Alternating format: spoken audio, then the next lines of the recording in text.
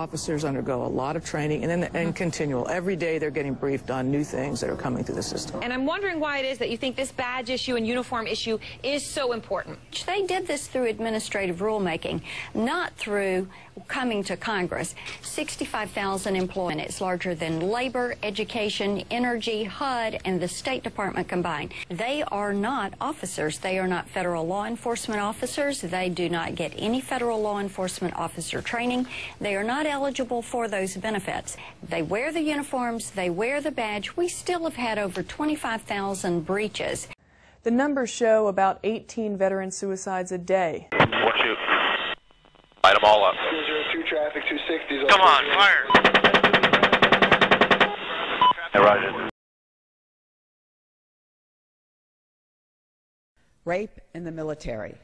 19,000 soldiers, women and men, each year are raped in the military. You see, only 13% of those that are raped in the military actually report it. And of those 13%, 90% of them are involuntarily, honorably discharged from the military. Is the proper relationship, what should be the proper relationship between a chairman of the Fed and a president of the United States? Well, first of all, the Federal Reserve is an independent agency, and that means basically that there is no other agency of government which can overrule actions that we take. And that law basically grandfathered onto the market all the chemicals that were already on the market as of 1981, which means 65,000 chemicals have never, ever been assessed for their toxicity or their effect on the environment or human health. Well, Hanford has 200 square miles of contaminated groundwater below the site there, and that is spreading over time because the contaminants in the soil are leaking at a constant rate into the, into the groundwater. This is probably the most dangerous stuff on the planet ever.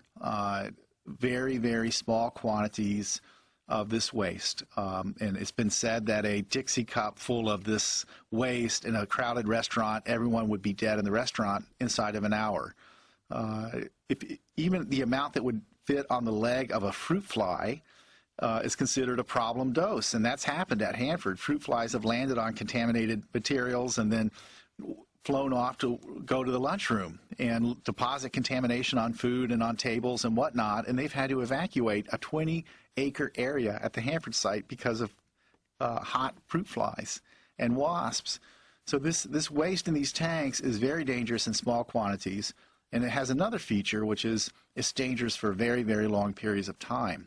I know this sounds incredible to people, but there are 40 miles of unlined trenches at Hanford, if you stretch them end to end, into which our federal government, your government, was dumping radioactive waste from nuclear weapons production and its own reactors until the year 2004. It's been against the law for decades for a municipal government to dump in municipal garbage in unlined landfills, but our federal government thinks it's okay for radioactive waste, even though it seeps right out of those trenches and starts moving to the Columbia River. Estimates of depleted uranium weapons used in 1991 now range from the Pentagon's admitted 325 tons, and that's only bullets, to other scientific bodies who put the figure as high as 900 tons. A warthog shoots 1.5 tons of bullets in 1 minute. In the 2003 Gulf War, estimates of 2,200 tons have been given. One of the Japanese physicists who came to our Hamburg conference calculated that 800 tons of depleted uranium, if it's released into the air, is the atomicity equivalent, or the equivalent number of radioactive atoms, as 41,000 Nagasaki bombs. We have released over 250,000 Nagasaki bombs, equivalent radiation, into our atmosphere. But what's even more alarming is that the McAllister bomb factory in Oklahoma, McAllister, Oklahoma, was applying for relicensing at the NRC in order to be able to continue manufacturing DU weapons.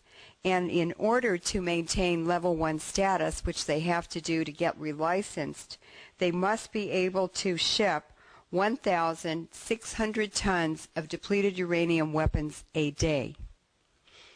That's 166,000 Nagasaki bombs of radiation. It's 20 train car loads of DU going out of that factory every day. It's only one of 4 U.S. Army bomb factories. And altogether, at all 4 bomb factories at any one time, they are allowed by the NRC to have up to 44,000 tons of DU on site. That's 4.5 million Nagasaki bombs. What shall we do with the climate skeptic? What shall we do with the climate skeptic? What shall we do with the climate skeptic if they won't shut up? Put them in a desert and ration their water. Put them in a desert and ration their water. Put them in a desert and ration their water. We'll see how they like it. We're thinking of using our car less. I'm going to cycle to school. That's fantastic, Jemima. Now, no pressure at all, but it'd be great to get a sense of how many of you might do this. Just a rough percentage. That's fantastic. And those not? Philip and Tracy. That's fine, that's absolutely fine. Your own choice. Okay, class, thank you so much for today, and I will see you all tomorrow.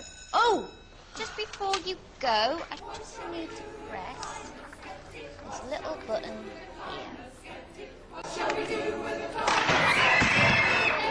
Now, everybody, please remember to read chapters 5 and 6 on volcanoes and glaciation, except rising expectations.